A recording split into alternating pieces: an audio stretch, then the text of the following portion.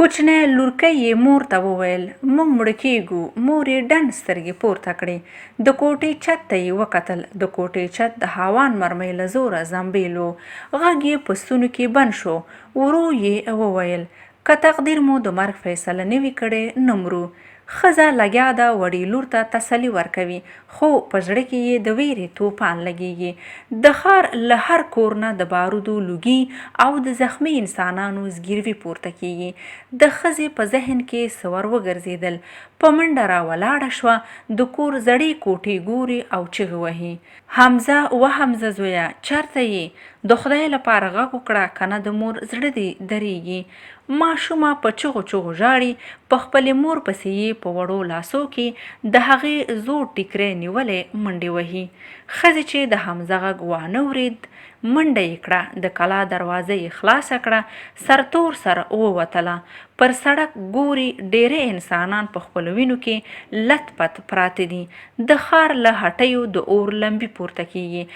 دومره ژوندی انسان یې په نظر نه راځي چې مړه انسانان راسم کړي. د ښځې سر وچورلید. بېهوښه په سړک راړنګه شوه.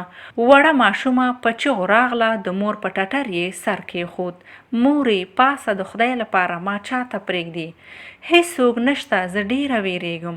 وړه ماشومه لګیا ده د مور بېهوښه جسد ته ټکانونه ورکوي او په چغو چغو ورته ژاړي. څه شېبه پس ښځه را په سد شوه. وړې لور ته یې وکتل چې په ټټر پورې یې کلکه نښتې. راپورته شوه لکه د لیونیو په څېر په سړک منډې وهي او تر خولې یې یو غږ راوځي حمزه ته چېرته یې؟ خو د حمزه شونډې جګړې داسې قلف کړې وې چې د مور څو کړیکو ته یې هم خلاصې نه شوی کړی. څه شېبه د ښځې سوې چغې هوا ته پورته شوې او بیا همالته په هوا کې غیب شوې.